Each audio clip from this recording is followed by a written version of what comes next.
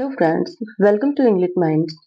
Today we will discussing on idioms and phrases top 100 collection which is very important for all examination.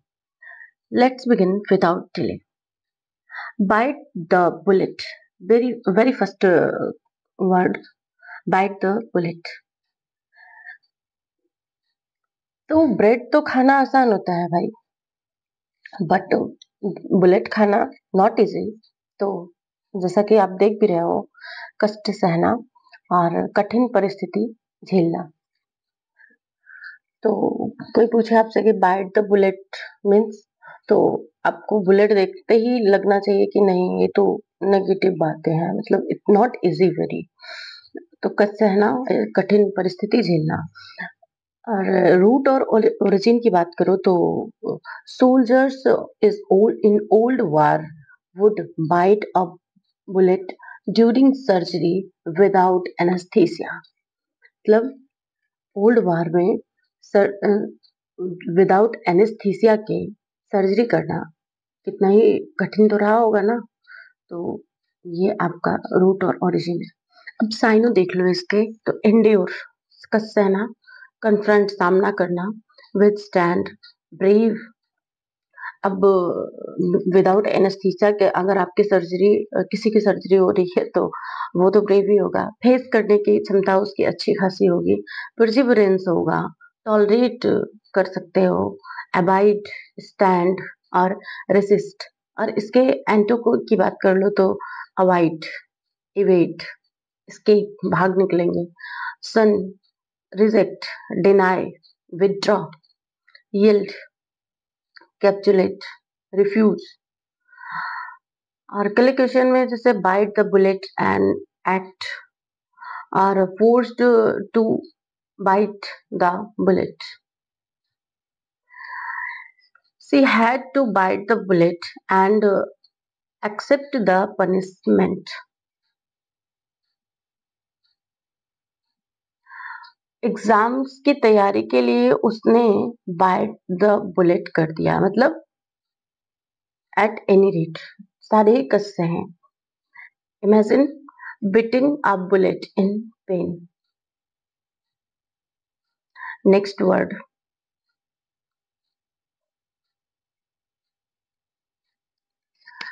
Barking up the wrong tree. अब wrong tree है ही negative word, तो अभी देखो कि गलत दिशा में प्रयास करना। बार्किंग अप रॉन्ग ट्री मतलब भौंकना, गलत तरीके से, गलत दिशा में कोई किसी कार्य को करना और गलत इंसान को दोष देना। From hunting dogs barking at the wrong tree where they wasn't present. अब synonym, misjudge, error, misinterpret. होता है ना कि मिस इंटरप्रेट हो गया, आप इस बात को अच्छे से समझिए। मिस कंसीव, एक्यूज रॉन्गली, किसी पे गलत आरोप देना। Mistake, mislead, miss apply, miss assume, miss identify. अब जब आप आइडेंटिफाई नहीं करोगे तो मिस आइडेंटिफाई है आप किसी का, तो अब आइडेंटिफाई इसका एंटो। रिकॉग्नाइज अच्छे से पहचानते हो, डिटेक्ट ढूंढ लोगे, जज राइटली मिस्टेक नहीं होगी कोई, spot on, confirm, justify, verify, clarify और authenticate. Barking up the wrong tree in arguments, accusations. The police were barking up the wrong tree by arresting him. मतलब पुलिस आरोपी को नहीं, गलत इंसान को दोष लगा रहे थे। तुम barking up the wrong tree को हो अगर सोचते हो कि मैं गिल्टी हूं। और इसको ऐसे याद कर सकते हो, dog barking at empty tree, wrong tree. Next word है आपका cost an arm and a leg, मतलब बहुत महंगा, अत्यधिक खर्चीला।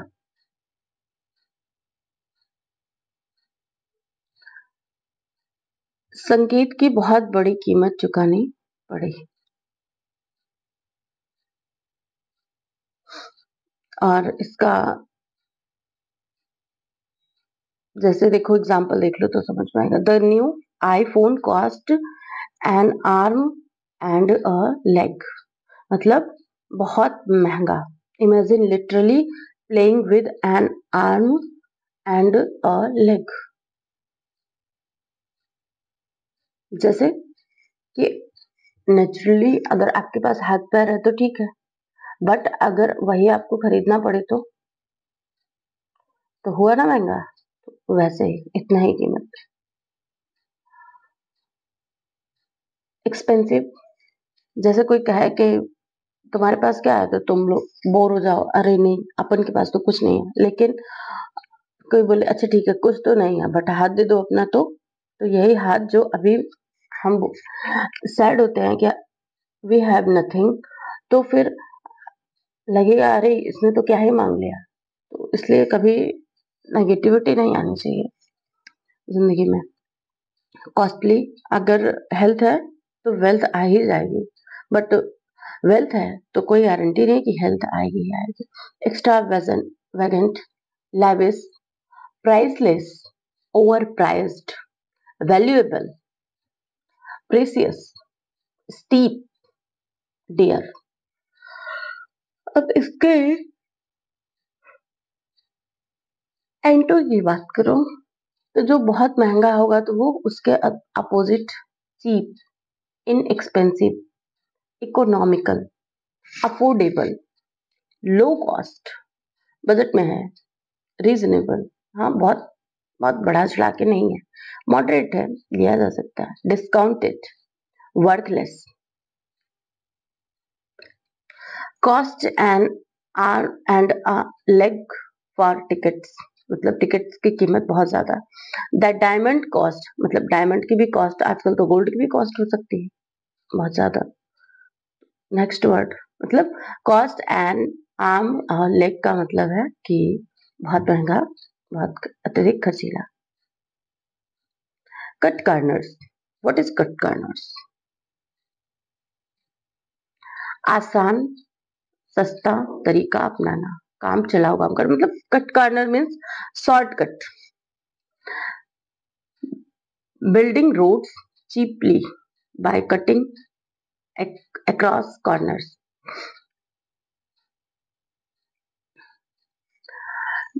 जैसे शॉर्टकट होता है ना कि हमको कहीं जाना हो तो हम शॉर्टकट में चले जाएं।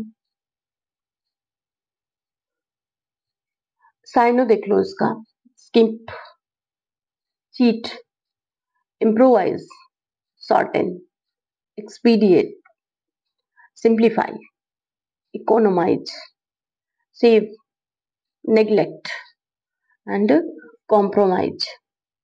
इसके एंटो perfect, elaborate, improve, refine, enhance।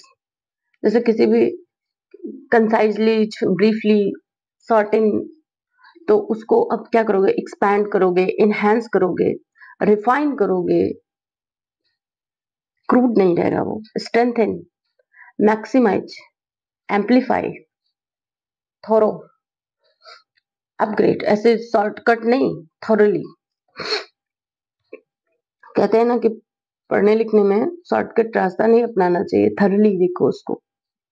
और cut corners in quality, quality को भी चीप बनाया जा सकता है ना, थोड़ा आसान सस्ता काम चलाऊं। नेवर कट कार्नर्स इन सेफ्टी, मतलब कभी भी अपनी सेफ्टी में कट कार्नर, शॉर्टकट मत अपनाओ। जैसे किसी एग्जाम को पास करना हो तो ऊपर ऊपर से एक वर्ड देख के ना चले जाओ, अच्छे से पूरी पढ़ाई करो, नहीं तो रिजल्ट भी कट कार्नर्स ले सकता है। The company cut corners to save money. Okay, अब आप लोग जानते ही है कि चीप तरीके के मकान भी बनाए जाते हैं और सामान तो चीप तरीके का मिलता ही है मार्केट में। तो कॉन्ट्रैक्टर ने घर बनाते टाइम कट कॉर्नर्स कर दिए, मतलब लूप होल, और cutting across corner instead the whole part. Next word, fall to pieces. Fall to pieces means टूट जाना। देखने में ही लग रहा है कि फालतू पीसेस मीन्स टूट जाना, बिखर जाना। मानसिक, ये मेंटली भी हो सकता है और फिजिकली भी हो सकता है। और literal imagery of something breaking into pieces. Okay, exam के बाद वो टेंशन में क्या किया, फॉल टू द पीसेज हो गया। और एग्जाम के बाद ही नहीं हुआ, एग्जाम के पहले भी हो सकता है ना। एग्जाम के पहले वो इतने टेंशन में था कि फॉल टू द पीसेज हो गया। हालांकि फॉल टू द पीसेज से क्या मतलब है, अपना काम करना चाहिए। कर्मणे वाधिकारस्ते मा फलेषु कदाचन।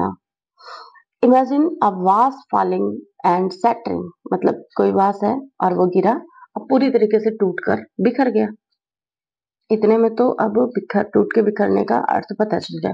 अब हम इसका साइनो भी देख लेते हैं। कोलैप्स, क्रम्बल, डिसइंटीग्रेट, होता है ना कि जुड़े हैं, सब टूट गए। Break, fragment, shatter, wreck, ruin, demolish, decay. अब कोलैप्स हो गया, क्रम्बल हो गया, अब यूनाइट होंगे ना, जुड़ेंगे ना एक दूसरे से, रुइन नहीं होंगे, यूनाइट होंगे। Assemble, build, construct, restore, strengthen, stabilise, repair, mend, rebuild. Fall to pieces emotionally. Old house fell to pieces. मतलब ओल्ड हाउस गिर गया तो चूर चूर हो गया, टूट गया, ब्रेक। और फॉल टू पीसेस इमोशनली, मतलब वो पूरी तरीके से मानसिक रूप से टूट गया। लिटरली या फिगरेटिवली, अरे लिटरली ना, फिगरेटिवली तो घर टूटा और लिटरली क्या टूटा, ये emotionally. After the tragedy she completely fell to pieces, मतलब जैसे हम ओथेलो पढ़ते हैं तो उसके लिए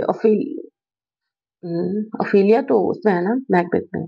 डेस्डेमोना के लिए फॉल ऑफ द पीसेस हो जाता है ना कि अरे उसने कैसे मार दिया उसको, वो विश्वास करके किसी दूसरे पे।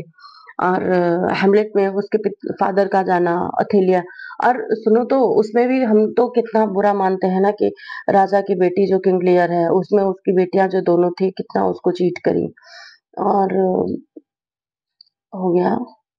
हाँ, ऐसे ही हेमलेट में, अथेलो, किंग लियर में, मैकबेथ में तो राजा के साथ मैकबेथ ने खुद चीटिंग की थी। तो फॉल ऑफ द पीसेस में ये सारे कैरेक्टर एक दूसरे को मेंटली मेंटली ही टॉर्चर करते रहे। Next, kill two birds in with one stone, मतलब ये तो देखने में ही लग रहा है कि एक ही पत्थर से दो बर्ड्स। हालांकि किल टू बर्ड्स, काम करना एक बात है और पक्षियों को तो मारना ही नहीं चाहिए, तो ये तो गलत बना है, इडियम से गलत है। Kill two birds with one stone, एक ही काम से दो लाभ प्राप्त करना। ऐसा होता है ना कि लाठी भी टूट जाए और भैंस भी ना मरे, लेकिन लाठी टूटना भैंस मरना तो दूसरी, सांप मरना भैंस नहीं। तो वो तो काम बनना ना बिना किसी डिस्प्यूटेड के, बट यहाँ तो दूसरा सेंस है उसका। अब वन स्टोन टू बर्ड्स, एक ही फाइल ये तो ऐसे हो गया कि किसी एक का प्राइस दो और आपको गेट वन बाय फ्री मिल जाए, तो ये तो हुआ आपका विदाउट किसी क्राइम के आपको फायदा होना। बट एक ही पत्थर से दो पक्षियों को मारना, दया करनी चाहिए लोगों पर, पक्षियों को क्यों मारो। अब घर का काम और ऑफिस का काम एक साथ करके मैंने kill two bird with one stone कर लिया। जैसे फीमेल के लिए होता है ना कि कितना बार का काम करो पर तुमको घर का काम करना मैंडेटरी है। हालांकि ये घर का काम किसने मैंडेटरी बनाया ये किसी फीमेल को नहीं पता है, बट खाना बनाने का काम फीमेल का ही होता है। बहुत हैंडओवर होगा तो कुक को होगा, बट मेल बनाने में थोड़ा सा क्यों ही घबराते हैं नहीं पता। तो है तो ऐसा ही है, घर का काम करना और ऑफिस का काम करना ये भी क्राइम ही है। I can kill two birds with one stone by shopping and meeting my friend. हाँ ये अच्छा है कि मैंने शॉपिंग भी कर ली और अपने फ्रेंड से भी मिल लिया, तो ये तो दो काम एक साथ ठीक है। बट ये घर का काम और ऑफिस का काम एक साथ करने में करके मैंने two kill of the birds. हाँ अकेले रहो तो कर लो, बट कोई अगर फैमिली में हो तो फिर तो चाहिए ना। अब kill two birds with one stone in work. अच्छा है गुरु, काम करो, काम ऐसे करो। वो कहते हैं ना कि 1 मिनट को 5 मिनट के तरीके यूज करो, क्योंकि आधे टाइम तो सोना ही है और आधे टाइम तो बहुत कुछ काम करने हैं। तो 1 मिनट को अपने 5 मिनट के तरीके यूज करो। Kill two birds with one stone in study. हाँ स्टडी में भी आपको ऐसे ही करना चाहिए। जैसे देखो यहाँ तो एकदम ये बैठ जाता है ना कि आपने इडियम्स एंड फ्रेजेस भी देख लिए, फ्रेजेस के मीनिंग भी देख लिए, आप कोलोक्वियल में भी देख लिए, और ये तो टू वर्ड नहीं है, हमको लग रहा है कि कई वर्ड्स हो जा रहे हैं। आप कई वर्ड्स इसमें आ जाएंगे, मतलब कई वर्ड आपके आ जाएंगे। रूट ओरिजिन भी आपने देख लिया, हिंदी मीनिंग आपको पता ही होता है, बट ये आसानी के लिए डाल दिया जाता है। कोलोकेशन में मतलब आप किस तरीके से उसको बोल चाल में ले आ सकते हो। और निमोनिक तो ये लास्ट है बहुत, इतने के बाद जैसे आपको पता ही चल गया कि kill two birds with one stone, तो आपको पता ही चल गया एक ही काम से दो लाभ प्राप्त करना। तो इसमें निमोनिक की कहीं जरूरत ही नहीं है, बट फिर भी अगर एट द एंड किसी को ना याद हो रहा हो तो उसके लिए। अब हम इसके साइनों को देखें तो achieve, double, double benefit, multitask, कहते हैं ना मल्टी टैलेंटेड हो क्या, और efficient, accomplish, two goals, optimise, maximise, dual gain, win win. वो कहते हैं ना उनका तो विन विन चल रहा है भाई, मतलब कि जीतना ही जीतना है, हारने के कोई चांसेस नहीं है। तो विन विन कैसे होगा, अच्छे खासे नॉलेज से होगा।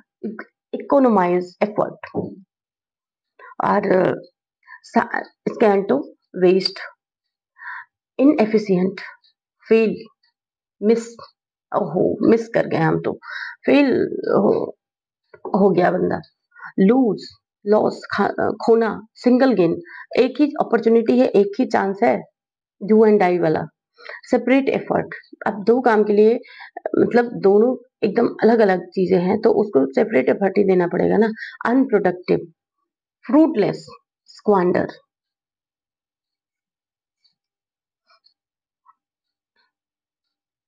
नेक्स्ट वर्ड है आपका ब्रेक अ लेग, मतलब देखने में तो ऐसा लग रहा है कि ब्रेक अ लेग मतलब तोड़ तोड़ टूट गया उसका वो पैर की बात कर रहा है, लेकिन नहीं। शुभकामनाएं, गुड लक। ये है theatre superstition, saying opposite to avoid bad luck. ओहो, वो होता है ना कि जैसे हमारे मतलब किसी का नाम हो हिम्मत वाला, अब मुझे नहीं लगता कि उसका नाम हिम्मत वाला रखने से उसके अंदर बहुत हिम्मत है। नहीं हिम्मत वाला तो चलो चलो ठीक है। शेर, अगर मान लो किसी का नाम है शेर, बट उसका काम चूहे चूहे से भी बदतर है। अब जबकि चूहा कोई बुरी चीज नहीं है, फिर भी अब शेर के अपोजिट तो है ना सब चूहा, तो फिर उसका नाम शेर क्यों ही रखे। लेकिन यहाँ लिखा है कि saying opposite to avoid bad luck, मतलब अब शेर जैसा किसी को चाहते हो तो उसको चूहा बुलाना शुरू करो, वो अपने आप ही शेर हो जाएगा। ये एक सुपरस्टिशन है। और शुभकामनाएं जिसका वो मीनिंग है शुभकामनाएं, गुड लक। और ये देखो वो कहते हैं ना लक्ष्मी लक्ष्मी माता तो पैर तोड़ के बैठ गई उनके घर में, मतलब पैर तोड़ के बैठ गई तो ये पॉजिटिव है। किसी का पैर टूट जाना, very negative. Break a leg before performance, मतलब परफॉर्म करने जा रहे हो तो उसके पहले शुभकामनाएं। Break a leg exam, in in exam, मतलब एग्जाम में तुमको बहुत सारी ब्लेसिंग्स। ओके।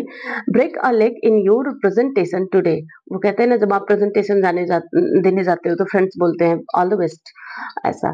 कल के प्ले के लिए ब्रेक अ लेग, मतलब कल का जो प्ले परफॉर्मेंस होने वाला है उसके लिए भी आपको बहुत बहुत शुभकामनाएं। Literally opposite to success of success, मतलब ये शुभकामनाएं जो है आपकी सफलता के लिए ही तो दी जाती है ना, तो लिटरली ये है सक्सेस के लिए ये शुभकामना का ही है, शुभकामना है अपोजिट। सक्सेस के लिए ही आपको बोला जाता है गुड लक गुड लक।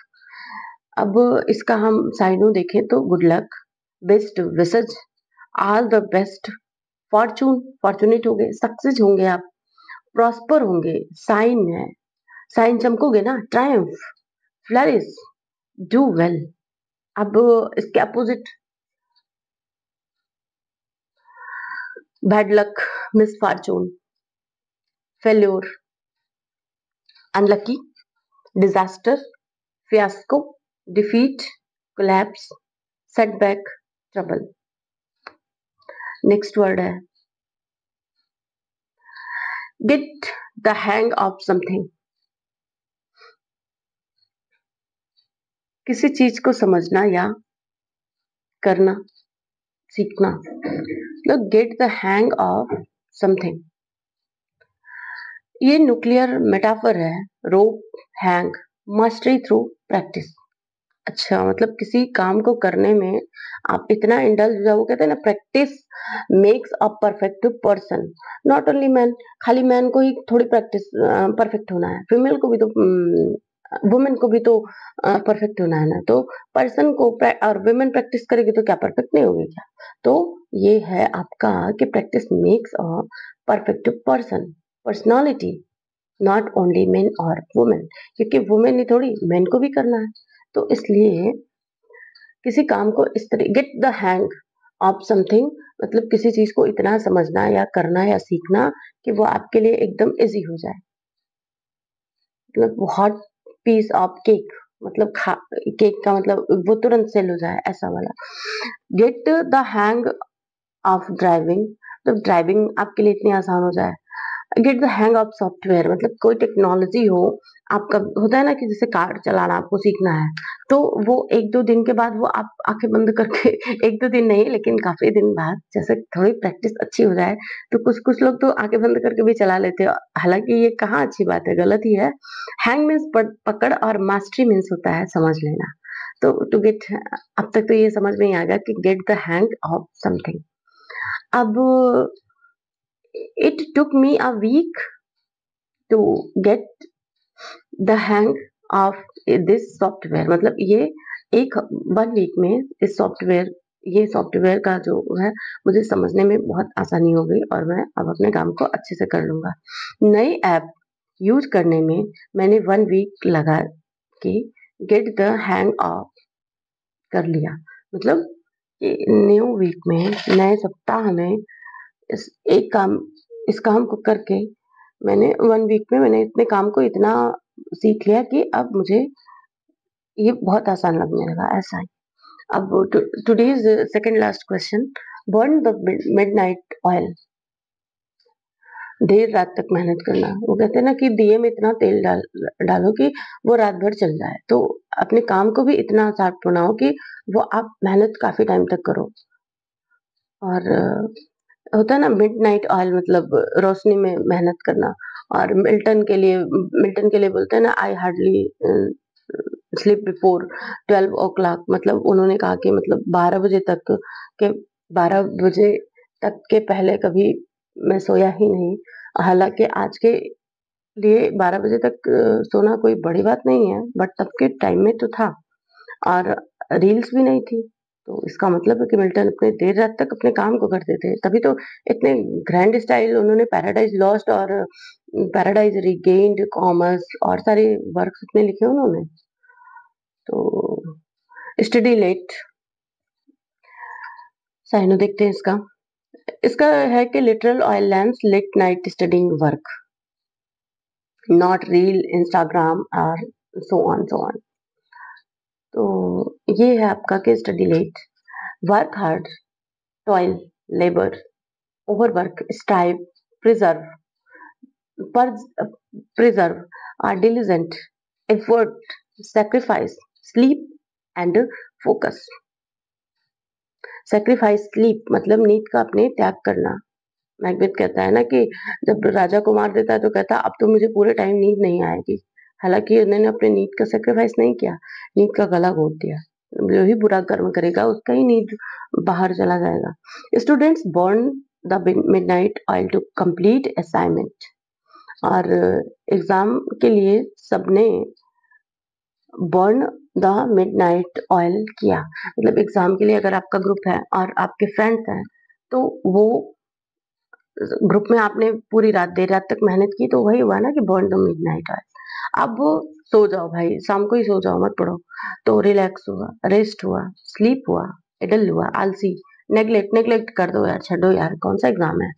और लोफ, प्रोक्रेस्टिनेट, टाल मटोल करते रहना, जो कि ये सबके अंदर है। आज से पढ़ूंगा, कल से पढ़ूंगा, एडमिट कार्ड आ जाएगा तब पढ़ूंगा। डिले, कुछ लोग तो रिजल्ट आने के बाद शुरू करते हैं, अच्छा अगली वैकेंसी ठीक से दूंगा। अवॉइड वर्क, चिल, चिल इतना मारो कि अगली वैकेंसी का इंतजार करो। तो ऐसा नहीं करना है भाई, इसी में जगह बनानी है।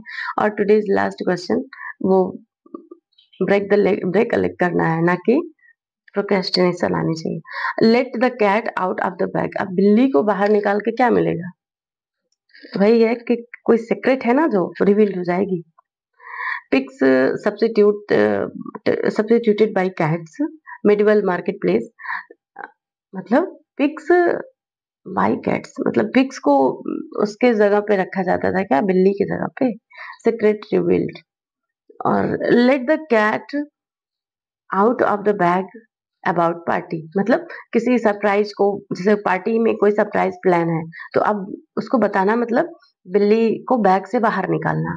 Late the cat out of the bag in secret, अब सीक्रेट है, रिवील करना है, तो उस बात को बताने के लिए बिल्ली को बाहर निकालो, मतलब बैग में से अपनी बातों को बाहर निकालो।